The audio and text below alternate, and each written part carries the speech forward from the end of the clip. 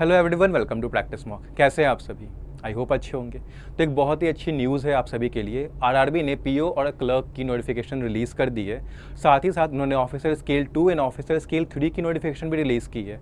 मैं जानता हूँ आप में से बहुत सारे एस्पिरेंट्स ऐसे हैं जो काफ़ी समय से एग्जाम के लिए प्रिपेयर कर रहे हैं, काफ़ी टाइम से लगे पड़े हैं और आज फाइनली नोटिफिकेशन आपके सामने है। तो आइए देखते हैं कि क्या क्या है इस नोटिफिकेशन में आपके लिए, और जो इंपॉर्टेंट डेट्स है, जो क्राइटेरिया है एलिजिबिलिटी का, वो सब हम डिस्कस करेंगे। आइए, तो सबसे पहले हम डेट्स पे देखते हैं। ठीक है, डेट्स, इंपॉर्टेंट डेट्स क्या क्या है। तो जो आपका ऑनलाइन रजिस्ट्रेशन है वो स्टार्ट हो रहा है 7 जून 2024 से और एंड होगा 27 जून 2024, यानी कि 7 जून आज से 27 जून तक के बीच आप रजिस्टर कर सकते हो। पेमेंट जो होगी एप्लीकेशन की वो भी सेम डेट के बीच आप कर सकते हो, यानी 7 जून से लेकर 27 जून के बीच। उसके बाद जो प्री एग्ज़ाम ट्रेनिंग होता है, जो कुछ रिजर्व कैंडिडेट्स के लिए होता है प्री एग्ज़ाम ट्रेनिंग, उसका जो कॉल लेटर है वो आपका जुलाई में आएगा और जो पीईटी एग्ज़ाम होगा वो आपका 22 जुलाई से लेकर 27 जुलाई के बीच हो जाएगा। अब जो मेन प्रीलिमिनरी एग्ज़ाम होता है उसका कॉल लेटर आपको जुलाई अगस्त में मिल जाएगा। और ये प्री एग्ज़ाम कब लेंगे? तो प्री एग्ज़ाम लेंगे अगस्त 2024 में, मतलब अगस्त में आपका प्री एग्ज़ाम स्टार्ट हो जाएगा। उसका रिजल्ट जो है वो अगस्त सितंबर में ही रिलीज़ कर देंगे और जो मेन एग्ज़ाम की कॉल लेटर है, यानी मेन एग्ज़ाम का जो एडमिट कार्ड है वो आपका रिलीज़ हो जाएगा सितंबर में। ऑनलाइन मेन एग्ज़ाम कब होगा? तो वो भी आपका सितंबर अक्टूबर में हो जाएगा। उसके बाद मेन एग्ज़ाम का रिजल्ट भी आपका अक्टूबर में ये रिलीज़ कर देंगे। उसके बाद एक मिनट, हाँ, उसके बाद फिर रिजल्ट आपका अक्टूबर में आ गया। फिर इंटरव्यू का, जो कि लाइक ऑफिसर स्केल 1, 2 एंड 3 के लिए जो इंटरव्यू का प्रोसेस होता है मेन एग्ज़ाम के बाद, उसका जो कॉल लेटर है वो अक्टूबर नवंबर में आ जाएगा। इंटरव्यू नवंबर में हो जाएंगे और जो फाइनल रिजल्ट है वो जनवरी में आ जाएगा। यानी कि जून से लेके आपका नवंबर तक सारा प्रोसेस खत्म हो चुका रहेगा। आपके एग्जाम्स हो चुके रहेंगे, प्री हो चुका रहेगा, मेन एग्जाम हो चुका रहेगा। अगर जिन्होंने ऑफिसर स्केल के लिए अप्लाई किया उनका इंटरव्यू भी हो चुका रहेगा और फाइनल रिजल्ट आपका जनवरी में आएगा। तो देख सकते हैं कितना क्विक प्रोसेस किया है इस बार इन्होंने। With in a span of 5 to 6 month ये पूरा प्रोसेस खत्म कर देंगे। अब हम देखते हैं और नीचे आते हैं तो देखते हैं क्या क्या है। हाँ, तो यहाँ पे एक बहुत जरूरी इन्फॉर्मेशन उन्होंने बताई है कि any eligible candidate who aspires to join any of the regional rural banks listed at table A as group A officer scale 1, 2 and 3 and group B office state assistant must register for the common recruitment process CRP for RRBs 13. A candidate can apply for the post of office assistant and also apply for the post of officer. अब कहना क्या चाह रहे हैं कि एक candidate दोनों post के लिए अप्लाई कर सकता है, यानी कि वो ऑफिस असिस्टेंट यानी क्लर्क और पीओ दोनों के पोस्ट के लिए वो अप्लाई कर सकता है। However, a candidate can apply for only one post in officer's cadre, that is for officer scale 1, scale 2 or scale 3. Candidates have to separately apply and pay fees, intermission charges for each post for which they apply. अब देखो यहाँ पे कहना क्या चाह रहे हैं ये, यहाँ पे ये कहना चाह रहे हैं कि आप दोनों के लिए अप्लाई तो कर सकते हो। आप क्लर्क के लिए भी अप्लाई कर सकते हो, पीओ के लिए भी अप्लाई कर सकते हो। दोनों के लिए आपको अलग अलग फॉर्म फिल करना होगा, अलग अलग पेमेंट करनी होगी। बट अगर आप क्लर्क के साथ पीओ के लिए अप्लाई कर रहे हो, यानी ऑफिसर के लिए अप्लाई कर रहे हो, तो आप स्केल 1, स्केल 2 या स्केल 3 इनमें से किसी एक पोस्ट के लिए ही अप्लाई करोगे। यानी कि एक कैंडिडेट क्लर्क प्लस पीओ दोनों के लिए अप्लाई कर सकता है। ठीक है, अब पीओ में भी 1 है, 2 है, 3 ऑफिसर स्केल के। अब ये नहीं है कि क्लर्क के साथ उसने पीओ 1 भी अप्लाई कर दिया, पीओ 2 भी अप्लाई कर दिया, ठीक है, फिर पीओ 3 भी अप्लाई कर दिया, तो ये गलत होगा आपको ऐसे नहीं करना है। क्लर्क के साथ पीओ, यानी कि या तो आप पीओ 1 के लिए करो, पीओ 2 के लिए करो या पीओ 3 के लिए करो, यानी कि एक क्लर्क के साथ किसी एक ऑफिसर पोस्ट के लिए आप अप्लाई कर सकते हो। ये बात आप जरूर ध्यान में रखना। अगर आपने ये वाला प्रोसेस किया कि आपने सारे पोस्ट के लिए या एक से ज़्यादा ऑफिसर के पोस्ट के लिए अप्लाई कर दिया, तो फिर वो इनवैलिड हो जाएगा। ठीक है, तो ये यहाँ पे इंपॉर्टेंट था। उसके बाद यहाँ पे इन्होंने ये बताया है कि किस किस फेज़ में होगा। जैसे अगर क्लर्क का है तो 2 फेज़ में होता है, प्री होते हैं, मेंस होते हैं। अगर आपका इसका है ऑफिसर स्केल 1 and 2 यानी कि पीओ का है तो उसमें प्री होता है, मेन होता है, उसके बाद फिर आपका इंटरव्यू भी होता है। उसके बाद अब हम आते हैं और नीचे, तो यहाँ पे पार्टिसिपेटिंग बैंक्स के नेम्स हैं अलग अलग स्टेट्स में, किस किस स्टेट में कौन कौन से बैंक ने इस बार पार्टिसिपेट किया है इस रिक्रूटमेंट में, वो आप जब मैं लिंक लगवा दूंगा इस डॉक्यूमेंट का, इस नोटिफिकेशन का, तो वहाँ पे आप जाके चेक कर सकते हो। अब हम मेन जो इंपॉर्टेंट चीज़ है वो डिस्कस करेंगे नीचे आके, जो कि है एलिजिबिलिटी क्राइटेरिया। ठीक है। अब नेशनैलिटी क्या होनी चाहिए, तो कैंडिडेट सिटीजन होना चाहिए इंडिया का, या नेपाल का सब्जेक्ट, भूटान का सब्जेक्ट होना चाहिए, टिबेटियन रिफ्यूजी होना चाहिए, या इंडियन ऑरिजिन का पर्सन होना चाहिए जो कि Pakistan, Burma, Sri Lanka, East African country जैसे Kenya, Uganda, United Republic of Tanzania, Zambia, Malawi, Zaire, Ethiopia, Vietnam से आया है बट इंडियन ऑरिजिन का है, उसने माइग्रेट किया है। ठीक है, तो citizen of India, subject of Nepal, subject of Bhutan, Tibetan refugee, या फिर इंडियन ऑरिजिन का इन स्टेट से जो यहाँ पे कंट्रीज मेंशन किए, यहाँ से वो पर्सन होना चाहिए, तो वो एलिजिबल है इस रिक्रूटमेंट प्रोसेस के लिए। थोड़ा हम और नीचे आएंगे तो एज की बात कर लेते हैं। ठीक है, तो जो एज है ऑफिस असिस्टेंट यानी कि क्लर्क की, वो है 18 से 28 ईयर्स के बीच, मतलब आपको 18 से 28 साल के बीच का होना होगा अगर आप क्लर्क के लिए अप्लाई कर रहे हैं। यहाँ पे उन्होंने डेट्स भी लिख रखे हैं कि आपका बर्थ डेट 2 जून 1996 से पहले का नहीं होना चाहिए और 1 जून 2006 के बाद का नहीं होना चाहिए। यानी जिसने 2/6/1996 यानी 2 जून 1996 का बर्थ डेट जिसका है, 1 जून 2006 का बर्थ डेट जिसका है, और इसके बीच जितने भी बर्थ डेट्स आ रहे हैं वो सारे एलिजिबल है क्लर्क के लिए। अगर हम स्केल 1 की बात करें, पीओ की, असिस्टेंट मैनेजर की, तो उसका 18 to 30 ईयर्स है, और इसमें भी उन्होंने डेट्स मेंशन कर रखे हैं। बर्थ डेट की जो पर्सन है जो इसके लिए अप्लाई कर रहा है ऑफिसर स्केल 1 के लिए, उसका बर्थ डेट 3 जून 1994 से पहले का नहीं होना चाहिए और 31 मई 2006 के बाद का नहीं होना चाहिए। अगर ऑफिसर स्केल 2 की बात करें तो यहाँ पे एज लिमिट जो है वो 21 से 32 ईयर्स की है। यहाँ पे भी उन्होंने डेट्स लिख रखे हैं जो कि 3 जून 1992 से पहले का नहीं होना चाहिए और 31 मई 2003 से बाद का नहीं होना चाहिए। अगर ऑफिसर स्केल 3 यानी सीनियर मैनेजर की बात करें तो 21 ईयर्स से 40 ईयर्स के बीच का यहाँ पे आपका एज लिमिट है, और जो बर्थ डेट्स इन्होंने मेंशन किया है वो है 3 जून 1994 से पहले का नहीं होना चाहिए और 31 मई 2003 के बाद का नहीं होना चाहिए। यानी कि अगर आपको क्लर्क की पोस्ट के लिए अप्लाई करना है तो आपका एज होना चाहिए 18 से 28 ईयर्स। ठीक है, 18 के वो कर सकते हो, 28 के वो कर सकते हो, बीच में वो कर सकते हो। अगर ऑफिसर स्केल 1 यानी पीओ असिस्टेंट मैनेजर की पोस्ट का करना है तो 18 to 30 ईयर्स होना चाहिए। ऑफिसर स्केल 2 यानी मैनेजर के पोस्ट का करना है तो 21 to 32 ईयर्स। और अगर सीनियर मैनेजर यानी कि ऑफिसर स्केल 3 के पोस्ट के लिए अगर आप लोग अप्लाई कर रहे हो तो 21 से 40 ईयर्स के बीच आपका एज होना चाहिए।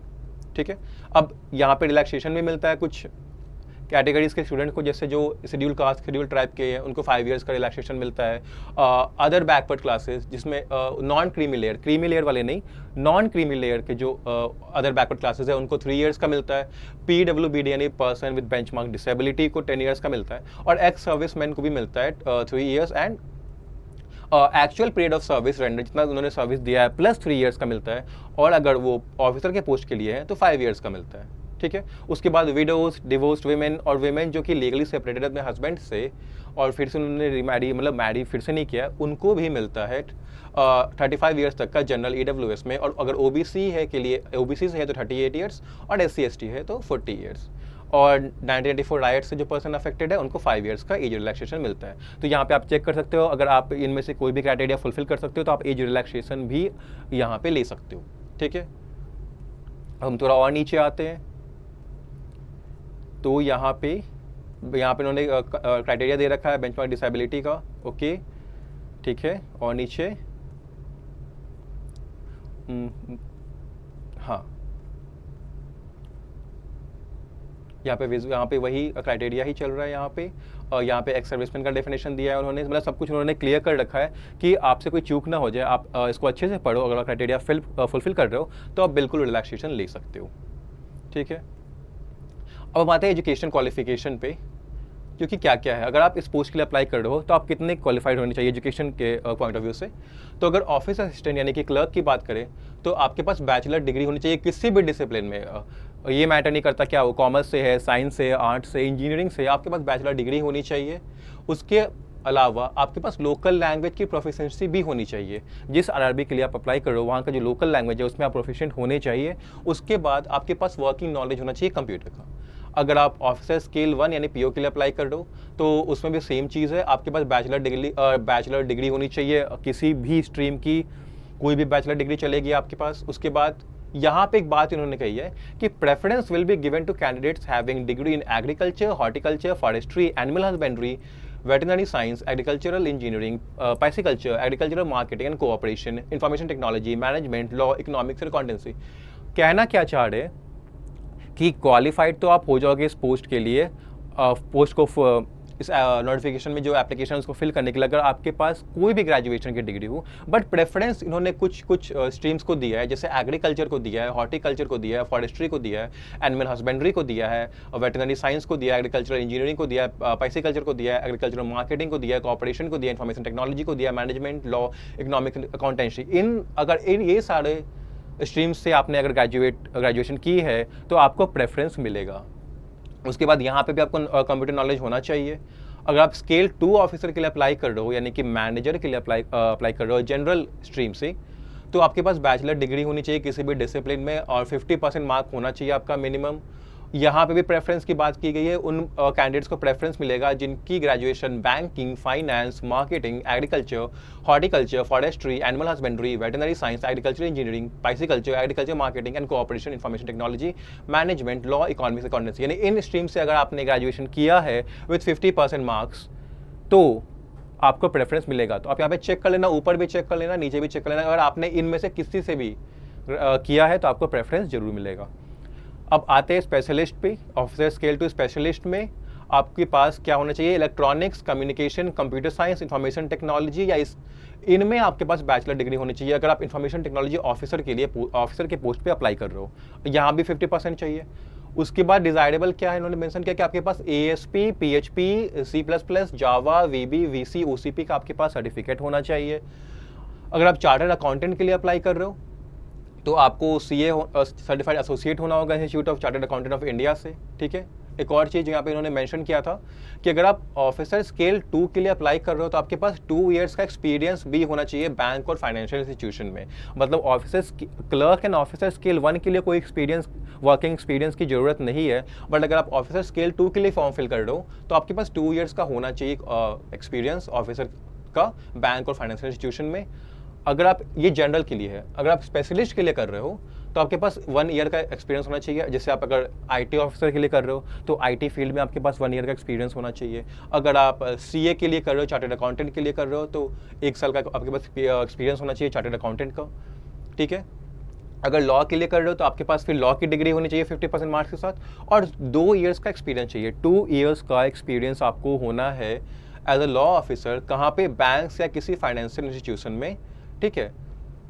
या तो आप यहाँ पे 2 चीज़ें हैं, या तो आप एडवोकेट हो 2 साल से, मतलब एज अ एडवोकेट आपके पास 2 इयर्स का एक्सपीरियंस है, या तो आपने मिनिमम 2 इयर्स के लिए वर्क किया है लॉ ऑफिसर के जैसे बैंक्स और फाइनेंशियल इंस्टीट्यूशन में। यानी अगर आप बैंक या फाइनेंशियल किसी इंस्टीट्यूशन में लॉ ऑफिसर के पोस्ट पे हो और 2 साल आपने वर्क किया है, मिनिमम 2 इयर्स, तो आप इसके लिए एलिजिबल हो जाओगे लॉ ऑफिसर के लिए, ऑफिसर स्केल 2 में।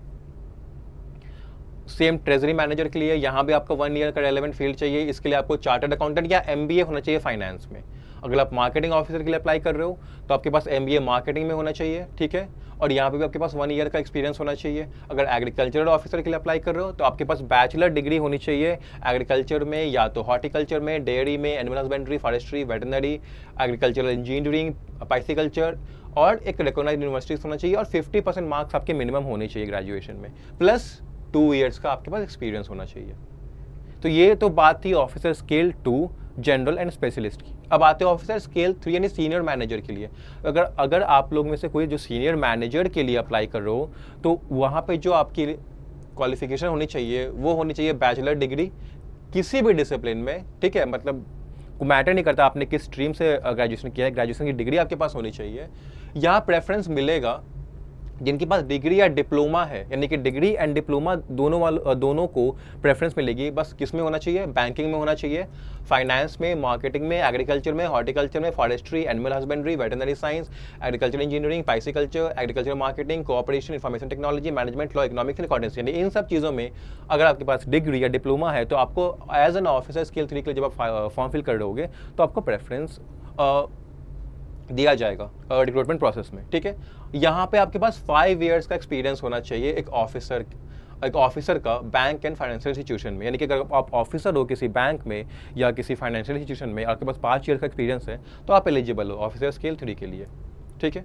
तो ये तो बात हो गई आपकी एजुकेशनल क्वालिफिकेशन एंड एक्सपीरियंस की, जहाँ पे क्लर्क, अगर क्लर्क ने ऑफिसर स्केल 1 के लिए फिल कर रहे हो तो सिर्फ एजुकेशन क्वालिफिकेशन है, एक्सपीरियंस की कोई ज़रूरत नहीं है। बट अगर आप officer scale 2 generalist, specialist, officer scale 3 के लिए अप्लाई करो तो वहाँ पे दोनों चीज़ें हैं, एजुकेशन क्वालिफिकेशन भी है, एक्सपीरियंस भी है। तो आपको थोड़ा ध्यान देना होगा जब फॉर्म फिल कर रहे हो। तो फिर हम और थोड़ा नीचे आते हैं, तो यहाँ पे एक बहुत ही अच्छी बात उन्होंने कही है कि प्रोफिशिएंसी इन लोकल लैंग्वेज। अगर आप ऑफिसर स्केल 1 और क्लर्क के लिए यानी कि P1 क्लर्क के लिए अगर आप फॉर्म फिल कर रहे हो तो लोकल लैंग्वेज में आपको प्रोफिशिएंट होना चाहिए। अब यहाँ पे उन्होंने दो बात कही है, एक तो ये कि candidates who have already studied the language of the state in standard 8 और any level above standard 8 in government recognised boards of education और स्कूल और having any certificate to the effect for standard 8 और any level of standard 8 would be considered proficient in that local language. यानी कि जो local language है, जो RRB की, जिस आरआरबी के लिए आप अप्लाई करोगे उसकी जो लोकल लैंग्वेज है, अगर आपने वो लैंग्वेज पढ़ी है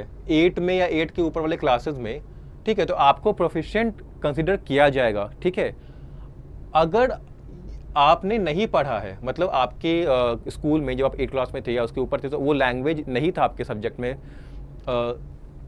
तो आपको 6 मंथ का टाइम दिया जाएगा। लिखा है यहाँ पे, where the candidate does not meet the aforesaid recruitment in local language at the time of selection, he will be given a time of 6 months from the date of joining to acquire the proficiency. मतलब जिस date से आपकी joining होगी उस date से 6 month का time आपको मिलेगा कि आप उस लैंग्वेज में प्रोफिशिएंट हो जाओ। ये आगे बढ़ाया भी जा सकता है। ठीक है, this period can be extended by the boards of RRBs. ठीक है, जो भी रूल्स एंड रेगुलेशन उनके हैं उस हिसाब से आप आगे बढ़ाया जा सकता है। ठीक है, यानी कि आपको देखो कितनी यहाँ पे आपको एडवांटेज मिल रहा है कि आपने फॉर्म फिल किया, आपने एग्जाम्स दी, आपको सिलेक्शन हो गया। अगर आपने अपने स्कूल में पढ़ा 8 से ऊपर में वो लैंग्वेज पढ़ी है तो वेरी गुड, आपको प्रोफेशन माना जाएगा। अगर फिर आपने नहीं भी पढ़ा है तो आपको 6 मंथ का टाइम दिया जाएगा। आप मिनिमम 6 मंथ का टाइम आपके पास होगा कि उस लैंग्वेज में प्रोफिशिएंट हो सको। ठीक है, तो ये बात आप लोग जरूर कंसिडर करना जब आप फॉर्म फिल कर रहे होगे। तो अब क्रेडिट हिस्ट्री की बात इन्होंने कही है कि आपका the candidate applying shall ensure that they maintain a healthy credit history at the time of joining of RRB. The minimum credit score will be as per the policy of participating RRB amended from time to time. अब क्या कहना का मतलब है इनका कहने का ये मतलब है कि आपका एक हेल्दी क्रेडिट हिस्ट्री यानी सिविल स्कोर जो है आपका, वो एक अच्छा सिविल स्कोर होना चाहिए। और वो डिसाइड कैसे होगा कि आपका स्कोर अच्छा है कि नहीं, वो आरआरबी, जिस आरआरबी के लिए जो आपने अप्लाई किया है वो डिसाइड करेंगे कि आपका सिविल स्कोर अच्छा है या नहीं, पर आपका सिविल स्कोर अच्छा होना चाहिए। जिनका सिविल स्टेटस अपडेट नहीं है ज्वाइनिंग से पहले, वो ज्वाइनिंग से पहले अपना सिविल अपडेट करा ले, या तो एनओसी ले ले जिस लेंडर को, मतलब जहाँ से उन्होंने लोन लिया है तो वहाँ से एनओसी ले ले। ठीक है, अगर आपने ये नहीं किया तो शायद आपका जो ऑफर लेटर है वो विड्रॉन वो ले सकते हैं या कैंसिल भी करा सकते हैं। तो ये चीज़ आप ध्यान देना कि आपका सिविल स्कोर जो है, क्रेडिट हिस्ट्री जो है वो आपकी अच्छी रहे, स्कोर आपका अच्छा रहे। ठीक है, और candidates with no bank account will not be required to produce the CIBIL statement. अब ऐसे कैंडिडेट जिनका बैंक अकाउंट ही नहीं है उनको सिविल रिपोर्ट दिखाने की कोई जरूरत नहीं होगी। अब हम नीचे आते हैं, एप्लीकेशन फ़ी की बात करें तो जैसे हमने पहले डिस्कस कर लिया था कि 7 जून 2024 से 27 जून 2024 के बीच आप फॉर्म फिल कर सकते हैं। मैं तो आपको यही सजेस्ट करूँगा कि आप आज कल परसों या इस हफ्ते के बीच आप कर दो फॉर्म, क्योंकि फिर आगे रस हो जाता है तो प्रॉब्लम हो सकती है। अब यहाँ पे इन्होंने पेमेंट का डिटेल दिया है कि अगर आप ऑफिसर स्केल 1, 2 और 3 के लिए अप्लाई कर रहे हो तो 175 रुपीज़ आपको लगेंगे। ठीक है, अगर आप SC, ST या PWD से हो, अगर बाकी से हो, जनरल से हो तो 850 रुपीज़ लगेगा। क्लर्क के लिए भी सेम है, 175 अगर SC, ST, PW से हो, और 850 अगर आप ऑफिस असिस्टेंट, 850 अगर आप ऑफिस असिस्टेंट यानी क्लर्क के लिए फॉर्म फिल कर रहे हो, बाकी कैटेगरीज से हो तो। ठीक है, उसके बाद हम आते हैं सब्जेक्ट्स पे, क्या क्या सब्जेक्ट पूछा जाएगा एग्जाम में आपका। तो अगर प्री एग्जाम की बात करें तो क्लर्क में आपका रीजनिंग और क्वांट्स यानी कि न्यूमेरिकल एबिलिटी का टेस्ट होगा। ठीक है, 40 क्वेश्चंस होंगे ईच, यानी रीजनिंग में भी 40 होगा, न्यूमेरिकल एबिलिटी में भी 40 होगा, दोनों के मैक्सिमम मार्क्स भी 40 होंगे। और इन दोनों सेक्शंस को कंप्लीट करने के लिए आपको 45 मिनट्स का एक कंपोजिट टाइम मिलेगा, नहीं 45 मिनट्स का टाइम मिलेगा आपको पूरा। उसमें आपको ये रीजनिंग और न्यूमेरिकल एबिलिटी अपने अकॉर्डिंग आपको अटेम्प्ट करनी है। 40 क्वेश्चंस होंगे और 40 मार्क्स के होंगे। ठीक है, अब अगर आप ऑफिसर्स के लिए यानी PO के लिए अप्लाई कर रहे हो तो रीजनिंग और क्वांट्स इसमें भी पूछा जाएगा, 40 क्वेश्चन इसमें भी होंगे, और आपको इसमें भी 45 मिनट्स का कंपोजिट टाइम मिलेगा। तो दोनों एग्जाम में बीट क्लर्क बीट PO, ठीक है, आपको 45 मिनट्स का टाइम मिलेगा और 80 मार्क्स का क्वेश्चन होगा। ठीक है, उसके बाद मेन एग्जाम जब होगा, आप प्री जब दे दोगे, फिर आप प्री क्वालिफाई कर लोगे, फिर आपका मेन एग्जाम होगा, तो उसमें जो सब्जेक्ट्स होंगे, अगर आप क्लर्क का प्री एग्ज़ाम क्वालिफाई करते हो तो आपसे मेन में रीजनिंग पूछा जाएगा, कंप्यूटर नॉलेज पूछा जाएगा, जनरल अवेयरनेस यानी जीए पूछा जाएगा। अब इंग्लिश लैंग्वेज और हिंदी लैंग्वेज, इन दोनों में से किसी एक को आप चूज़ कर सकते हो, या तो आप इंग्लिश चूज़ कर लो या तो हिंदी चूज़ कर लो, वो चीज़ आपसे पूछी जाएगी। और फिर न्यूमेरिकल एबिलिटी यानी क्वांट्स पूछा जाएगा, ठीक है। यहाँ भी सारे क्वेश्चंस 40 नंबर के होंगे, 200 क्वेश्चंस होंगे टोटल। और यहाँ पे मार्क्स अलग अलग होगा, लाइक रीजनिंग का मार्क्स 50 मार्क्स का रीजनिंग होगा, 20 मार्क्स का कंप्यूटर नॉलेज होगा, 40 मार्क्स का आपका जनरल अवेयरनेस होगा।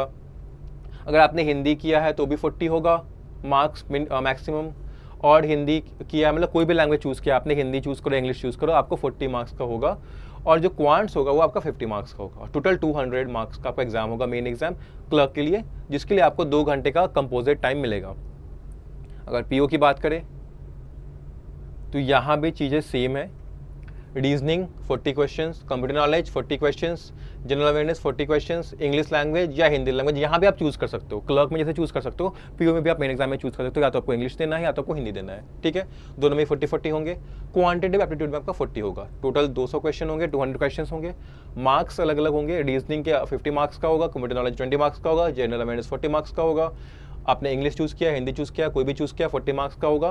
क्वांट्स आपका 50 मार्क्स का होगा। 200 मार्क्स का एग्जाम होगा और उसके लिए आपको कंपोजिट टाइम यानी 2 आवर्स मिलेगा, ठीक है। उसको यहाँ पर वही लिखा है कि या तो कैंडिडेट्स इंग्लिश चूज़ कर सकते हैं या हिंदी चूज़ कर सकते हैं, ठीक है। ओके, ठीक है। अब इस ऑफिसर स्केल 2 और 3 की बात करें तो यहाँ पे क्या है, ऑफिसर स्केल 2 में आपका सिंगल एग्जाम होगा। जैसे क्लर्क में एंड पीओ में आपका हो रहा था, प्री हो रहा था, मेन हो रहा था, यहाँ पे आपका सिंगल एग्जाम होगा। ऑफिसर स्केल 2 में क्या पूछा जाएगा, अगर आपने जनरल कैटेगरी से फॉर्म भरा है, मतलब जनरल स्ट्रीम से फॉर्म भरा है, जनरलिस्ट फॉर्म भरा है आपने, तो रीजनिंग आपका होगा 40 क्वेश्चन, जनरल नॉलेज होगा 40 क्वेश्चन, फाइनेंशियल अवेयरनेस होगा 40 क्वेश्चन, इंग्लिश लैंग्वेज या हिंदी लैंग्वेज आप यहाँ भी चूज़ कर सकते हो, दोनों में से कोई एक 40 क्वेश्चन होंगे उनमें भी। और क्वांटिटी एप्टीट्यूड और डाटा इंटरप्रिटेशन, क्वांट्स और डीआई जो होगी आपकी वो 40 क्वेश्चन इसमें भी होंगे। मार्क्स अलग अलग होंगे, रीजनिंग के 50 मार्क्स है, कंप्यूटर नॉलेज के 20 मार्क्स है, फाइनेंशियल अवेयरनेस का 40 मार्क्स है, इंग्लिश चूज़ किया आपने, हिंदी चूज़ किया, 40 मार्क्स का होगा। क्वांट्स और डीआई जो आपकी 50 मार्क्स की होगी। टोटल 200 क्वेश्चंस होंगे, 200 मार्क्स के, और 2 घंटे का आपको कॉम्पोजिट टाइम, 2 आवर्स का आपको कॉम्पोजिट टाइम ऑफिसर स्केल 2 में मिलेगा। ऑफिसर स्केल 2 अगर स्पेशलिस्ट है तो स्पेशलिस्ट में आपको जिस स्पेशलिस्ट जैसे आपने आईटी के लिए किया, लॉ के लिए कर दिया, सीए के लिए किया आपने अप्लाई, तो उसके अकॉर्डिंग आपका प्रोफेशनल नॉलेज जो है उस स्ट्रीम का वो चेक होगा, उससे आपका 40 क्वेश्चन होंगे 40 मार्क्स के। रीजनिंग में आपके 40 क्वेश्चन होंगे 40 मार्क्स के। फाइनेंशियल अवेयरनेस पूछा जाएगा आपसे, 40 क्वेश्चन 40 मार्क्स। यहाँ पे भी चॉइस आपके पास, इंग्लिश लैंग्वेज चूज़ करो, हिंदी लैंग्वेज चूज़ करो, 40 क्वेश्चन होंगे, 20 मार्क्स के होंगे यहाँ पे। कंप्यूटर नॉलेज होगा आपका 40 क्वेश्चन 20 मार्क्स। और क्वांट्स एंड डीआई होगी, क्वांटिटेटिव एप्टीट्यूड, एंड डीआई आपकी डाटा इंटरप्रिटेशन होगी, 40 क्वेश्चन 40 मार्क्स के। टोटल 240 क्वेश्चन होंगे इसमें, जिसमें एक्स्ट्रा 40 क्वेश्चन जो है वो इस प्रोफेशनल नॉलेज के, क्योंकि आपने स्पेशलिस्ट कैटेगरी से फॉर्म भरी है। और 200 मार्क्स होंगे टोटल। और यहाँ पे आपको 2 घंटे 30 मिनट यानी कि 2.5 घंटे का आपको टाइम मिलेगा, कॉम्पोजिट टाइम 2 आवर्स 30 मिनट्स का। अगर ऑफिसर स्केल 3 के लिए आपने पोस्ट के लिए आपने अप्लाई किया तो यहाँ पे रीजनिंग आपका 40 क्वेश्चन 50 मार्क्स का, कंप्यूटर नॉलेज 40 क्वेश्चन 20 मार्क्स का, फाइनेंशियल अवेयरनेस 40 क्वेश्चन 40 मार्क्स का। यहाँ पे भी चॉइस है आपके पास, आप इंग्लिश चूज़ कर सकते हो, हिंदी चूज़ कर सकते हो, जो भी चूज़ करते हो आप। 40 क्वेश्चन होंगे 40 मार्क्स के। क्वांटिटेटिव एप्टीट्यूड और डेटा इंटरप्रिटेशन आपका 40 क्वेश्चन 50 मार्क्स का होगा। टोटल 200 क्वेश्चन होंगे, टोटल मार्क्स 200 होंगे, और 2 घंटे का आपको कॉम्पोजिट टाइम मिलेगा इसको करने का, ठीक है। अब यहाँ पे इन्होंने पेनल्टी लगाई है कि 0.25 हर रॉन्ग आंसर के लिए आपका डिडक्ट किया जाएगा, ठीक है। कट ऑफ स्कोर यहाँ पे डिस्कस किया है इन्होंने, ठीक है। उसके बाद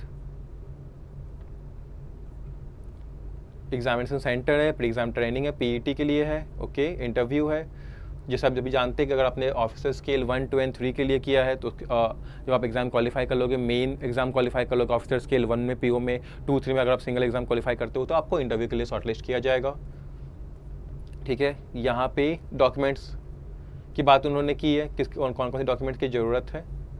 तो मेन चीज़ें जो हमने हैं, ठीक है, वो हमने डिस्कस कर ली। एलिजिबिलिटी में डिस्कस कर ली, क्वालिफिकेशन क्राइटेरिया में डिस्कस कर लिया, ओके। अब यहाँ पे उन्होंने बस प्रोसेस बताया है कहाँ पे आपको कैसे अप्लाई करना है, ठीक है। तो जो भी इम्पॉर्टेंट चीज़ें हैं वो हमने डिस्कस कर ली हैं, ठीक है। तो आप, मैं जानता हूँ आप में से बहुत सारे ऐसे कैंडिडेट्स हैं जो बहुत टाइम से लगे हुए, बहुत टाइम से आप वेट कर रहे थे इस नोटिफिकेशन का और फाइनली आ गया है, ठीक है। अब बात होती है प्रिपरेशन की। तो जैसा कि आप सभी जानते हैं कि प्रैक्टिस मॉक की 10th एनिवर्सरी चल रही है और इसमें हम काफ़ी अच्छा ऑफर दे रहे हैं आपको, ठीक है। कूपन कोड लगाओगे अगर आप decade, DECADE decade coupon code लगाओगे आप, तो आपको 25% डिस्काउंट मिल जाएगा। तो आप, अब तो नोटिफिकेशन भी आ गई है आपके पास, टाइम भी आपके पास उतना नहीं है, आप बहुत टाइम से प्रिपेयर कर रहे हो। अब आपको अपने प्रिपरेशन को नेक्स्ट लेवल पे लेके जाना है और ये देखिए कि इसी टाइम पे हमने इतना अच्छा ऑफर निकाला है, तो इस ऑफर को ज़रूर आप लोग अवेल करो और इस प्रिपरेशन अपनी स्टार्ट करो, ठीक है। अब यहाँ पे हमने आरआरबी ऑफिसर का मॉक टेस्ट भी दिया है यहाँ पे। अगर आप लाइक आरआरबी क्लर्क के लिए अप्लाई करते हो, आरआरबी ऑफिसर के लिए अप्लाई करते हो, किसी भी स्केल 1, 2 एंड 3 के लिए अप्लाई करते हो, आपको मॉक टेस्ट मिल जाएंगे हमारे प्लेटफॉर्म पे, बेट वेबसाइट पे भी आपको मिल जाएंगे, ऐप पे भी मिल जाएंगे। उसके अलावा वीकली लाइव मॉक टेस्ट भी होते हैं, उसमें आप वीकली लाइव मॉक टेस्ट दिया करो, क्योंकि देखो एग्जाम में आपको ये जानना बहुत ज़रूरी है कि आप क्राउड में कहाँ पे स्टैंड कर रहे हो, क्योंकि काफ़ी लोग होंगे जो इस फॉर्म को फिल करेंगे, ठीक है। आपको फिल भी करना है, एग्जाम क्लियर भी करनी है और जॉब भी लेनी है। तो आप जब देखोगे कि मैं इतने क्राउड के बीच मेरी पोजीशन क्या है, मेरी रैंकिंग क्या है, मुझे कितना इंप्रूव करना है, तो आप अपने प्रिपरेशन को बेटर डायरेक्शन दे पाओगे। और उसमें आपका लाइव टेस्ट जो हम हर वीक कराते हैं बहुत इंपॉर्टेंट है, बहुत आपके लिए यूज़फुल होगा। आप लाइव टेस्ट दो, वहाँ पे आप देखो कहाँ इंप्रूव करना है, फिर आप मॉक टेस्ट दो हमारे, ठीक है। वहाँ पे उस मॉक टेस्ट के थ्रू आप इंप्रूव करो। मॉक टेस्ट है और सेक्शनल टेस्ट है, क्विजेस है, सब कुछ है आपके लिए, सब कुछ दिया गया है आपको प्रैक्टिस मॉक में। और 10th एनिवर्सरी ऑफर भी चल रहा है, तो वो सब चीज़ आपको डिस्काउंट में मिलेगा। तो लाइक ट्रीट इट, जैसे नोटिफिकेशन आ गया तो इसको एक as a one time opportunity आप लोग ट्रीट करो, ठीक है, कि इस बार एग्जाम देना है, क्लियर करना है और जॉब लेनी है। और प्रैक्टिस मॉक के मॉक्स आपके इसमें बहुत यूज़फुल होंगे, ठीक है। तो मैं आप सभी को ऑल द बेस्ट करता हूँ। प्रिपरेशन स्टार्ट करो, पूरे जी जान से करना और एग्जाम क्लियर करो। Thank you and have a nice day.